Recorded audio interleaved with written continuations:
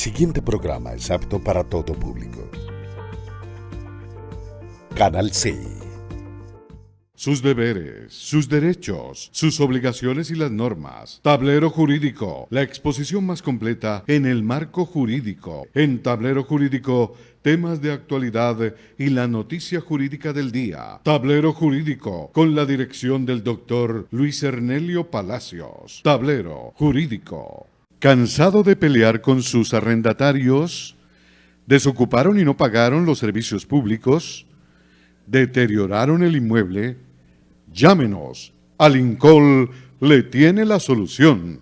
Le adelantamos hasta 3 meses de arrendamiento sobre vivienda dada en administración. Asistencia Legal Integral de Colombia. Le administramos sus inmuebles, ventas, avalúos, préstamos hipotecarios. Alincol. Carrera Tercera 1240, Centro Financiero La Ermita. Teléfonos 884-3499 y 884-3990. Los invitamos para que sintonicen en el canal SET el programa Tablero Jurídico de lunes a viernes de 3 a 4 de la tarde en directo, para que usted conozca cuáles son los derechos en materia laboral y de la seguridad social, el derecho a la familia, el derecho constitucional, el derecho laboral, entre otros, porque usted debe conocer cuáles son esas normas jurídicas que le regulan cada uno de sus actos. Amables televidentes, tengan ustedes muy pero buenas tardes. A partir de este momento y hasta las 4 estaremos acompañándole en este subprograma Tablero Jurídico, un espacio pedagógico que le orienta en torno a lo que son sus derechos en materia laboral y en la seguridad social, del derecho civil, el comercial, el de familia, el constitucional y por supuesto el derecho a la salud. 331-2265, 331-2265, nuestras líneas de participación habilitadas desde ya para que usted nos llame, nos cuente su inquietud y nosotros hacemos ese trabajo pedagógico. Saludos al amigo Inson Yantén, lo mismo que a Matilde, deseándoles muchos éxitos a ambos en sus nuevas actividades. Por supuesto, estamos allí felicitando a los amigos por esos nuevos compromisos que están adquiriendo entre ellos. Igualmente a la gente de Alincol, a la doctora Milena Murillo González, entre otros, porque aquí en Tablero Jurídico ustedes son siempre bienvenidos. Nos vamos con nuestro primer televidente. Buenas tardes. Buenas tardes, doctor. ¿Cómo me le ha ido, mi señora? Muy bien, doctor. Habla con Marta Cardona. Doña Marta Cardona, ¿nos está llamando de dónde, doña Marta? De aquí de Cali, doctor. ¿Y su inquietud cuál es, doña Marta? Doctor, yo, en días pasados ya había hecho una consulta con usted. Ya presenté ante Porvenir mi solicitud de pensión por vejez. Sí, señora. Mi pregunta ahora es, ¿yo debo dejar de pagar en los parafiscales lo que corresponde a pensión? ¿Usted presentó ante Porvenir? Sí, señor. Cuando usted me dice que si puedo dejar de pagar, ¿es usted su propia empleadora? Es decir, ¿está cotizando como independiente? No, doctor, yo trabajo en una empresa. ¿Trabaja en una empresa? Pero yo soy la encargada después del pago de los parafiscales de la empresa. ¿Cuántas semanas tiene o cuánto capital tiene usted en Porvenir? Capital no sabría. Sí, por semanas, se va a pensionar por semanas. ¿Cuántas semanas? Edad y semanas. Ya tiene 57 añitos. Sí, doctor, ya. Perfecto. ¿Y las semanas? Es 1200. Tiene 1200 semanas. Y sí. La base de cotización que usted está haciendo es sobre el salario mínimo. Sobre el salario mínimo. Perfecto, doña Marta. Y me dice que presentó solicitud. ¿Cuánto hace que presentó solicitud? Ya hace 15 días. Hace 15 días. Sí. ¿Su contrato es a término indefinido, término fijo? Sí, doctor. Bueno, entonces su pregunta es, dígame. Discúlpeme.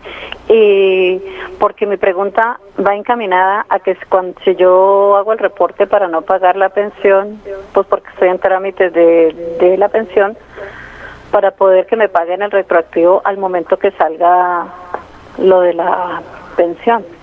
Correcto. Tengo la duda en ese Correcto. caso. Vamos entonces a responderle a doña Marta Cardona No sin antes agradecerle por comunicarse con nosotros. Tome papel y lápiz, doña Marta Cardona, y por supuesto los televidentes inmersos en situación similar también pueden a esta hora escuchar qué hacer cuando uno cumple con los requisitos para obtener la pensión. En este caso, como doña Marta está en una administradora de fondos privados, Porvenir, en la cual usted se pensiona casi siempre por capital, excepcionalmente puede hacerlo por semanas. El artículo 65 de la Ley 100 establece garantía de la pensión mínima. Por eso digo, lo normal es que conforme al artículo 64 de la Ley 100, una persona se pensione en un fondo privado como el que usted es afiliada a partir de acumulamiento del capital necesario. Cuando usted tenga ese capital, está en más de 220 millones de pesos, usted entonces obtiene la pensión, una pensión mínima. Sin embargo, el artículo 65 establece garantía de la pensión mínima.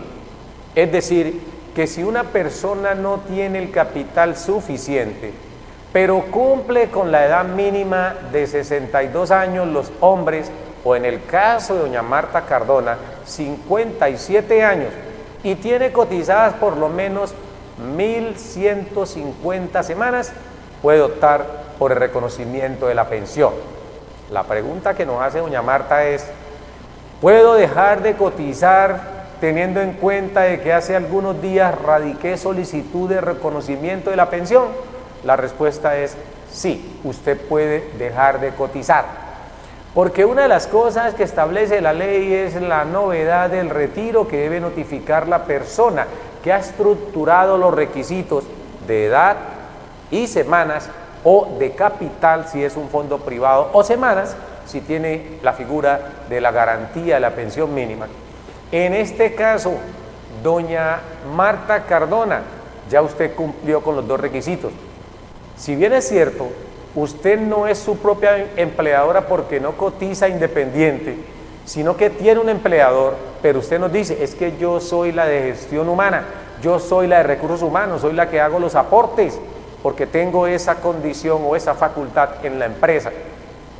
Entonces yo le digo a doña Marta Cardona y a los demás televidentes: puede remitirse al artículo 17 de la Ley 100, artículo 17 de la Ley 100, que indica que la obligación de cotizar por parte del empleador cesa a partir del momento en que el trabajador cumple con los requisitos de ley. Es decir, cuando ya tiene el número de semanas suficientes, o cuando ya tiene el otro requisito, que son dos, las edad. Es decir, si usted ya dijo bingo, ¿por qué? Porque tiene la edad y tiene el número de semanas, el empleador, según el artículo 17 de la Ley 100, no está en la obligación de seguir haciendo aportes. Por lo tanto, doña Marta, usted puede tranquilamente sustraerse a esa obligación de seguir cotizando en materia de pensiones. Puede seguirlo haciendo en materia de salud, mas no hacerlo en materia pensional. ¿Por qué? Porque sea en un fondo privado como el que usted está, o sea en Colpensiones, a pesar de cumplir la edad y el número de semanas mínimo que requiere la ley para pensionarse, si una persona, un afiliado, sigue haciendo aportes, se presume que lo que está buscando es incrementar el IBL. Y en este caso, si usted sigue haciendo aportes a ese fondo privado, donde tiene 1.200 semanas y ha cotizado sobre la base de un salario mínimo, haga de cuenta que usted está echando agua en un saco roto, como dice el refrán. En un saco, en esos como donde viene la papa, así usted pretende almacenar agua allí y no va a encontrar ni una sola gota de agua al cabo de su tarea. Eso mismo sucede. Si usted lo que pretende es aumentar su IBL o aumentar la pensión en un fondo privado, cuando tiene 1.200 semanas y ha cotizado sobre la base del mínimo, usted puede quedarse ahí cotizando toda la vida, 20 años, 50 años, 200 años, y su monto de la pensión va a ser igual siempre al mínimo, no le va a aumentar. Por esa razón, quienes me están escuchando en este momento, saben que en los fondos privados, para que puedas superar el mínimo, requiere un capital bastante alto y aún no lo tiene. Además, ninguna pensión, ojo, en estos tiempos, ni en los fondos privados, ni en los fondos públicos, ninguna pensión supera el valor del salario. Ninguna, porque nunca los legisladores han puesto a que la persona reciba igual. Bien, no digamos que nunca, porque la verdad es que anteriormente, antes de que entrara en vigencia la Ley 100, una persona con el decreto 758 podía pensionarse con unos elementos adicionales que el mismo decreto establecía por encima del salario. Es decir, que en esa época, una persona que estaba en el Seguro Social de ese entonces podía pensionarse hasta con un 90%, ojo, 90%, con respecto al salario que devengaba. Y para ello solamente le pedían 1.250 semanas y se pensionaba hasta con un 90%. Pero ese decreto traía más. En el artículo 21 establecía también que si la persona tenía una cónyuge, compañera o compañero permanente a cargo, también le podían reconocer un incremento pensional del 14%, más ese 90% que tenía, ya eran 104% que tenía la persona, ya estaba superando el valor del salario que percibía. Aunque el incremento pensional no se hacía sobre el volumen total del salario, sino sobre la pensión mínima. Es decir, si una persona devengaba más del mínimo, solamente le incrementaban el 14% sobre la base del mínimo. Lo que superaba el mínimo no tenía derecho a incremento, como le establecía el artículo 21 del decreto 758 del año 1990. Pero había más, porque ese mismo artículo 21 del decreto 758 decía, adicionalmente, si usted tenía su cónyuge, tenía un 14%, pero si además tenía hijos en edad escolar, a usted le aumentaban en un 7% por cada hijo y hasta por 4 hijos. Estamos hablando que 7 por 4 nos da 28 y 14% más que le daban por la cónyuge era un 42%. Y si tenían a 1.250 semanas, vamos a incrementar, a darle un 90 más ese 42 era un 132%. Todo el mundo quería pensionarse porque al pensionarse iba a obtener una prestación mucho más alta que el salario, así no tuviera primas, cesantías, vacaciones, íntegras cesantías, pero iba a tener una pensión más alta que el salario en un 132%. Pues bien, pues resulta que con la Ley 100 estos incrementos desaparecieron. Y no solamente fueron los incrementos, sino que también se disminuyó el monto de la pensión. Porque reconociendo hasta un 90%, con 1.250 semanas, la Ley 100 dijo, vamos a reconocer solamente un 85% y para ello debe cotizar mínimo 1.400 semaras. Ojo, 1.400 semanas. El mínimo de semanas que se requerían para pensionarse con la Ley 100 era era 1.000 semanas, 1.000 semanas lo que se exigía. Pero para poder obtener el 85% del IBL o tasa de reemplazo, se requería tener 1.400 semanas. Observen ustedes que frente al decreto 758 ya le habían bajado 5 puntos y le habían aumentado 150 semanas más, porque así son las reformas en este país. Le quitan más plata a las personas y lo ponen a pagar más, cuando debe ser lo contrario. Entre más plata pague la persona, entre más semanas tenga, entre más años tenga, vamos a darle un poquito más de dinero. No, las reformas siempre hicieron lo contrario. Y ni se diga, porque después vino la Ley 797, después de la Ley 100. Y la 797 sí que generó un caos total, contribuyendo enormemente a la pobreza de muchas personas, que ya no era ni siquiera suficiente el mínimo, porque dijeron, ya no vamos a reconocerle el 85 o el 90 que reconocía el decreto 758, vamos a reconocerle solamente un 80% de ese porcentaje con el cual había cotizado. Ahí ya los fondos se quedaron con un 20%, una tajada del 20%. Sacan por administrar la plata de uno y además no le reconocen a uno el monto sobre lo que uno cotiza. Por eso los fondos, en algún momento he dicho, son más despiadados que los bancos, porque los bancos por lo menos, si con Signazo depositas 100 millones, 50 millones, 30 millones, al final te van a reconocer esos millones y al final te pueden reconocer intereses. Te cobran sí la cuota de manejo y te cobran otras arandelas por transacciones que hagas, pero el problema es que los fondos de pensiones nunca devuelven lo que reciben, porque uno tiene que pagarles a ellos porque administren una plata que la ponen a circular, a producir. Creo que eso apenas sucede en estas latitudes, por eso hay insatisfacción, porque se reduce de un 90% a un 85%, ley 100. Se reduce de un 85 a un 80%, ley 797. Ojo, menos plata, más semanas, más edad, más aporte, menos pensión. Eso fue lo que se hizo en ese periodo ciego de la historia de Colombia desde el año 2002 hacia acá. Eso que estoy contando le sucedió en ese periodo. Por eso, en materia pensional, en materia de derecho laboral, cuando se dice que se va a hacer reforma, todo el mundo tiene que prepararse, porque este es un país que se acostumbró a recibir todo el garrote del mundo sin que protestara. Por eso, el próximo jueves que se va a llevar a cabo esa gran manifestación a nivel nacional, esperemos, ya lo dijimos, sin ningún conato de violencia, que sea de forma pacífica, pero que el pueblo se exprese, el pueblo le haga sentir a sus políticos que no todo el tiempo pueden quedarse con la plata del pueblo, que no pueden seguir como una lombriz solitaria, como una tenia, allí, quedándose con el dinero de manera irregular, porque si lo hacen con justos méritos, vaya y venga, pero lo hacen es bajo puros actos de corrupción, actos donde se apoderan del grueso del dinero que va destinado precisamente a los servicios sociales.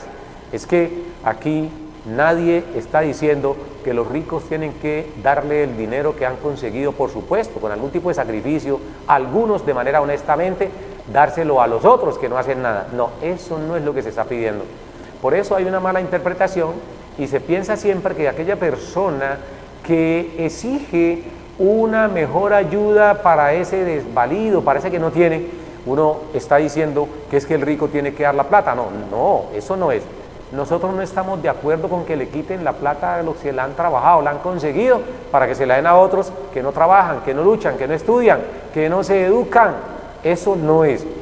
Y eso es lo que utilizan muchos para distorsionar el discurso. Eso no es lo que se busca.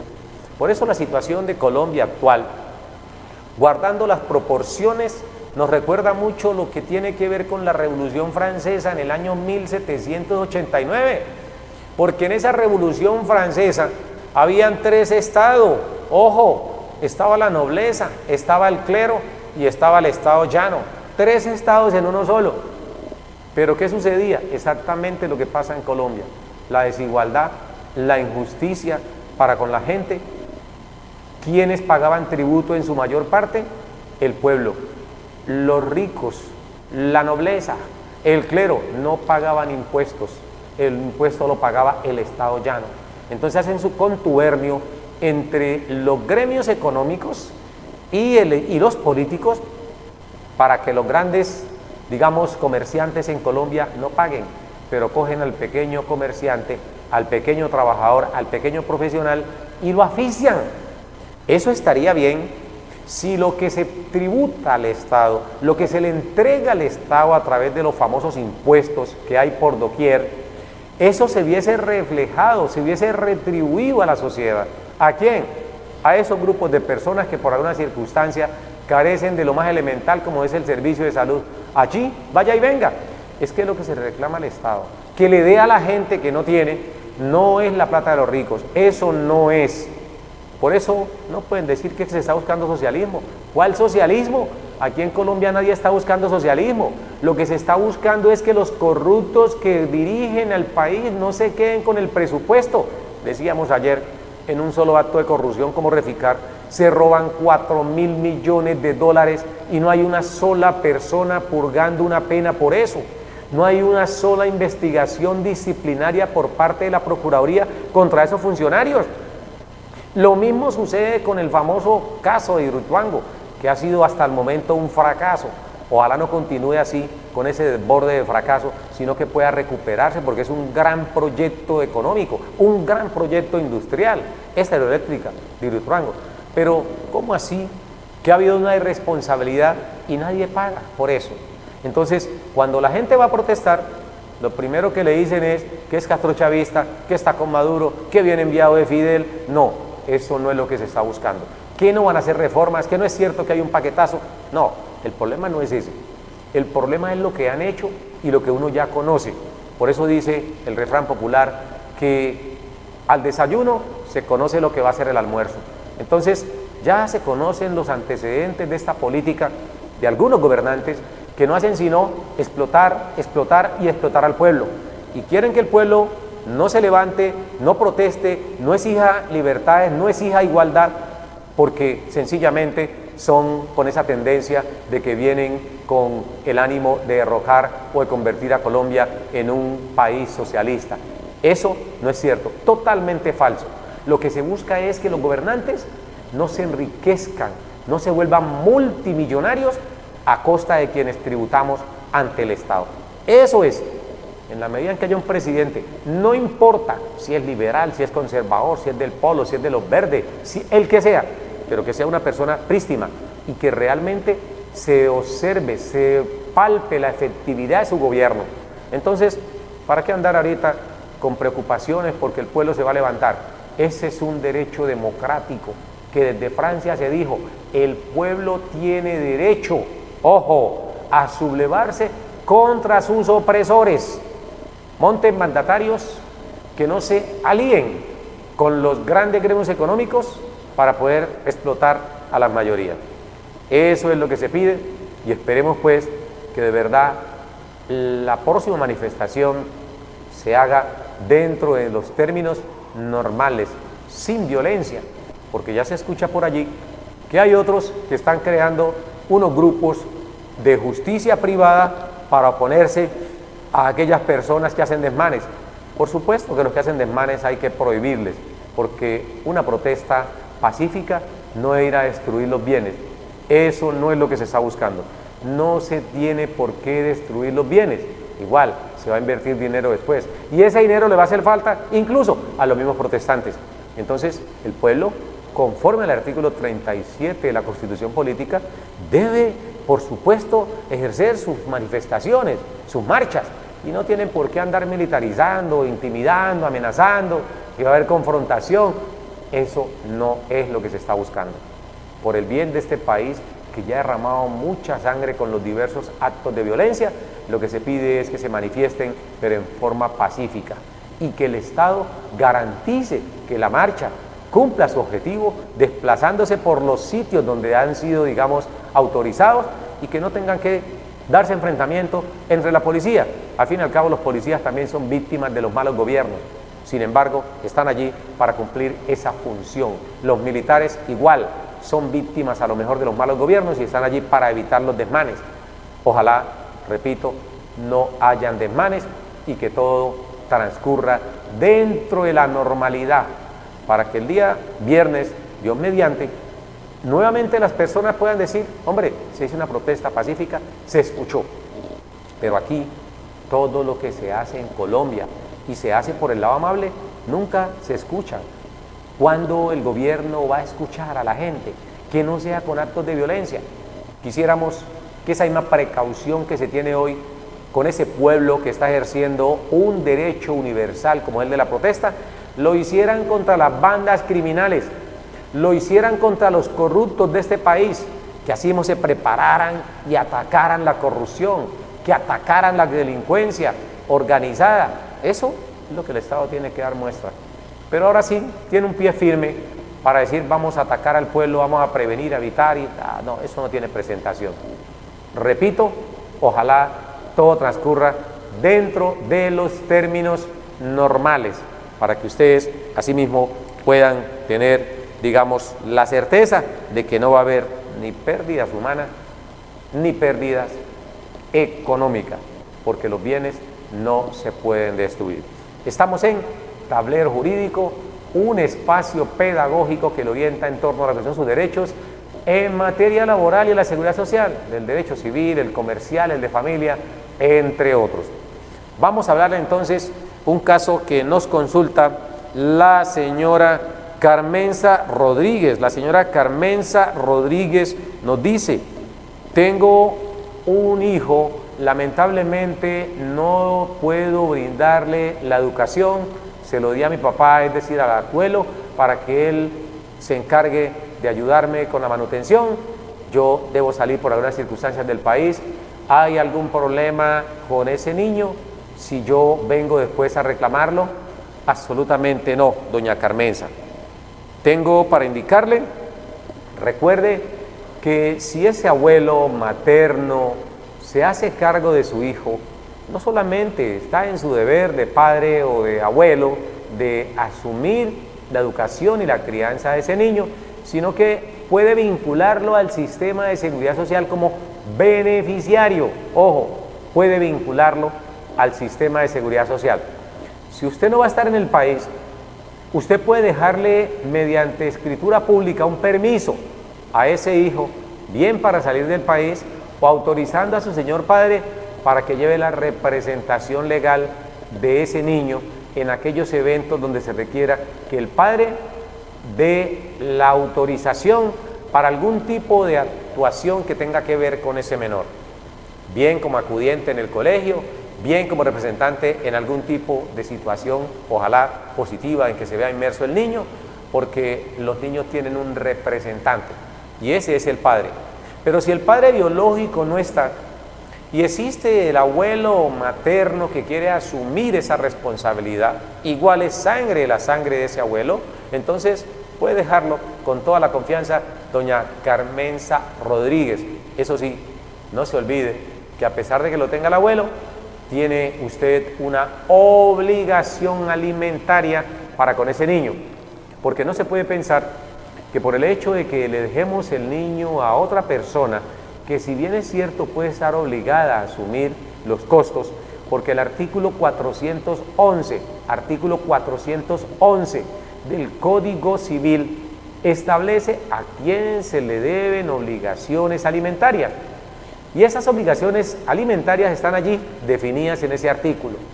Los abuelos están obligados a suministrar alimentos, los hijos están obligados a suministrar alimentos, los padres están obligados a dar alimento, el esposo o la esposa, cuando han sido causantes de una separación y tienen capacidad económica, y la persona que no es culpable dentro de esa separación no tiene capacidad económica, también están en la obligación de reconocer la cuota de alimentos, es decir, una porción de sus ingresos que deben darle a esa persona.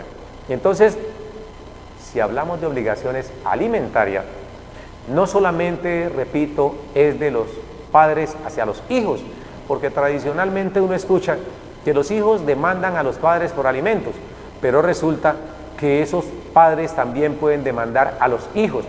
Si usted conoce algún padre que está en mala condición económica, en mala situación, y tiene unos hijos que generan ingresos, así sea del mínimo, esos hijos deben reconocerle alimento a sus padres, porque la norma es de ida y vuelta, es recíproca. Debe reconocerse alimento a los hijos y los padres, por supuesto, también están obligados a exigir de sus hijos esos alimentos. Y los abuelos también están obligados a reconocer alimentos a sus nietos cuando no existan sus verdaderos padres.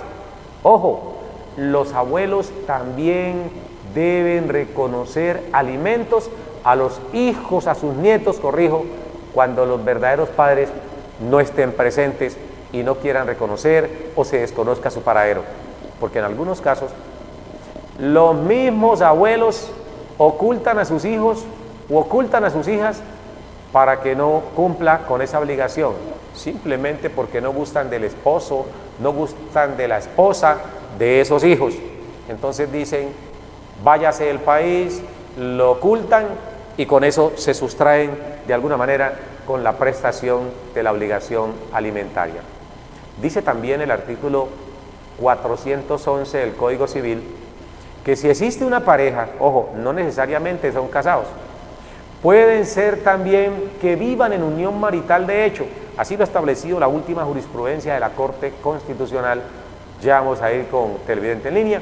Lo establece, de que si hay una pareja de esposos o de compañeros permanentes y se han separado por culpa de él o de ella, el que tiene la culpa debe reconocerle alimentos al otro, pero para ello, repito, debe presentarse una situación y es de que a quien se exige alimento debe tener capacidad económica y quien lo exige debe carecer de los medios, condiciones que están allí indicadas, por supuesto, en el código. Vamos con Televidente en Línea y gracias a doña Carmenza Rodríguez por consultarnos. Televidente en Línea, buenas tardes. Buenas tardes. ¿Cómo me le va, mi señor? ¿Bien y usted? ¿Cuál es su nombre? ¿Dónde nos llama? Del barrio Manuela Beltrán, Gustavo Arias. Don Gustavo Arias, del barrio Manuela Beltrán. ¿Su inquietud cuál es, don Gustavo? Gracias, sí, era para hacer una consulta para un amigo. Lo que pasa es que él es pensionado. La esposa de él también era pensionada, ella falleció hace unos 6 meses aproximadamente. Pero la pregunta era, ¿es correcto que a ella le sigan descontando para la EPS? ¿La EPS de ella por la pensión del esposo? Sí, de la pensión de ella le siguen descontando, ella a pesar de que ya falleció, le siguen descontando lo de la EPS todavía. Bueno, vamos a ver si le entendimos, don Gustavo. Usted tiene un par de amigos que son casados. Sí, señor. O viven en pareja. Sí. Ambos eran o son pensionados. Sí, señor. Uno de ellos fallece. Sí. El que sobrevive reclama la pensión del fallecido. Sí, señor. Y a ella le cobran allí el valor por aporte a la pensión. Sí, señor. Sí, para la EPS. A la salud, a la EPS, sí, corrijo. Y la pregunta es si eso es permitido o no. Sí, señor. Muchas gracias. A usted, don Gustavo Arias, vamos a responderle. La pregunta es, ¿puede una persona que ya está pagando aportes a la salud, si recibe una pensión adicional, en este caso de sobreviviente, seguir pagando en razón a esa pensión de sobreviviente, a pesar de que está pagando por una pensión de vejez propia? La pregunta es sí, así lo establece la norma. Siempre nos pareció injusto que una persona estando pensionada y haciendo aportes a la EPS reciba una pensión de sobrevivencia y tenga que también de allí hacer aportes. Es que no dejan ni un espacio para que la persona pueda respirar. Todo se lo quiere llevar el Estado. Y después dicen que no hay dinero suficiente para cumplir con programas sociales. Lo lógico es que una persona tenga una sola EPS, y en efecto es una sola EPS, pero lo lógico y lo racional es que haga un solo aporte por servicio de salud. Puede presentarse el caso de que una persona tenga 2, 3, 4, 5 pensiones, una de vejez o de invalidez y 3 o 4 pensiones que son de sobrevivientes, porque las heredó de su pareja anterior, que en paz descanse. Con una sola aporte que haga en esa EPS tendría para que le brindaran la salud. Sin embargo, la ley dice que por cada una de las pensiones hay que descontarles aportes a la salud, por cada una de las pensiones. Eso no va a mejorar en absoluto el servicio. Lo que sí mejora es las arcas del Ministerio de Hacienda para que esa entidad, para que esa cartera del Estado pueda tener a sus anchas dinero disponible. Y después dicen que la plata no alcanza para la salud. No solamente eso. En vida una persona tiene 2, 3, 4 trabajos o es contratista con 4, 5, 10 entidades, con todas tiene que hacerle aporte al sistema de salud. Es decir, el sistema nuestro, el Estado nuestro, no el Estado, los políticos nuestros son insaciables financieramente. Siempre quieren más y quieren más y quieren más. Ahorita mismo se está tramitando la reforma tributaria. Uno quisiera preguntarse si en esas reformas tributarias que se hacen o en esos planes de desarrollo no está inmersa una reforma pensional o una reforma laboral, porque esa es la otra modalidad que han escogido hoy algunos mandatarios. Dicen vamos a hacer o vamos a presentar el Plan Nacional de Desarrollo y aprovechan para hacer una reforma pensional en el Plan Nacional de Desarrollo. Van a hacer una reforma tributaria y aprovechan para hacer, allí en ese mismo ponen artículos que tienen que ver, están violando un principio que es la unidad de materia. Las leyes deben referirse a un mismo tema, pero hoy en Colombia eso no se cumple. Presentan una ley con un fin y terminan vinculando allí diversos objetivos, y eso está prohibido por la ley. Siempre se dijo que la ley debe ser unificada en un solo proyecto. Yo no puedo hacer una ley que tenga que ver con salud y al mismo tiempo esa ley tenga que ver, por ejemplo, con tributos, con una reforma tributaria. Son dos cosas distintas. La salud se tramita a través de una ley estatutaria. Es un derecho y así lo establece la Constitución política. Pero no es posible que ahí vinculen otras cosas como de pagar tributos, pagar impuestos, porque eso no es una reforma tributaria. Sin embargo, en Colombia lo hacen y no sucede absolutamente nada. Para el amigo Gustavo Arias, entonces, le recordamos que efectivamente hay que pagar los aportes a salud de su amiga o su amigo, ¿cierto?, que tiene una pensión de sobreviviente y está pagando aportes a la salud por la propia, es decir, por la pensión de vejez que a lo mejor adquirió en un momento determinado. Eso no es obstáculo, debe seguir pagándole al Estado los aportes en materia de salud por partida doble. Así el servicio no reciba ni siquiera por una partida, porque con lo precario que es la prestación del servicio, uno podría decir, no hay razón para que uno se abstenga, pero con esa precariedad con que se brinda el servicio de la salud, pues no es posible que las personas estén satisfechas pagando 2, 3, 4 o más veces aportes a una EPS por un servicio que le brindan en malas condiciones. Hay que tener en cuenta todo este tipo de detalles para que las EPS o el ADRES, que es quien administra los recursos de la salud, puedan darse cuenta qué aportes hay, qué dinero hay. Lo que no hay es esa vocación de poder brindar el servicio en buenas condiciones, sobre todo el servicio que tiene que ver con la salud. Allí no se puede escatimar recursos, allí hay que poner a disposición de la persona, por supuesto, no aquellos elementos que se exigen que son de carácter estéticos, sino aquellos que tienen que ver con la verdadera recuperación de la persona. La estética tiene que ir por un lado y la salud debe ir por otro. Por eso, desde ya le decimos al amigo Gustavo Arias para que hable con su amiguita y le diga, o su amiguito, y le diga que pague los impuestos, que pague los aportes, porque la ley permite que se hagan descuentos de su EPS. Finalmente, ya en las postrimerías del programa, queremos referirnos a la otra pregunta que nos hace aquí el señor Carlos González. El señor Carlos González nos dice que si él está hoy, 2019, puede reclamar incrementos pensionales porque él se pensionó con transición en el año 2013, es decir, se le aplicó el decreto 758. Y él dice, hoy a 2009, me entero que uno tiene una ayuda del 14% por cónyuge y del 7% por cada hijo. ¿Yo puedo pensionarme?, nos pregunta don Carlos González. Aquí le decimos, don Carlos González, eso es posible, pero no va a ser prudente que usted presente la reclamación, porque lo más seguro es que se la van a negar, porque no lo negó una ley nueva, una jurisprudencia nueva. La norma se mantiene allí. Mañana uno no sabe, viene otra corte y esa corte puede encargarse de entrar a resolver con una nueva ley. Con una nueva ley que diga que no es posible exigir esos incrementos pensionales. Entonces, para don Carlos González, le indicamos, a pesar de tener derecho a ellos, no los reclame, porque la ley ya prácticamente, o la jurisprudencia en este caso, ya ha finiquitado el reconocimiento de estos derechos. Pues bien, el tiempo se nos acabó, nos dicen por el interno, pero el programa Tablero Jurídico continúa mañana en punto de las 3 de la tarde. Para que usted, amigo televidente, si tiene un caso en materia laboral, en materia de seguridad social u otros casos del derecho, nos ponga aquí en conocimiento para poder hacer lo que nos gusta, el trabajo pedagógico de indicarles a todos ustedes. Desde ya les deseamos una feliz tarde, un fuerte abrazo y un Dios les bendiga. Nos vemos mañana.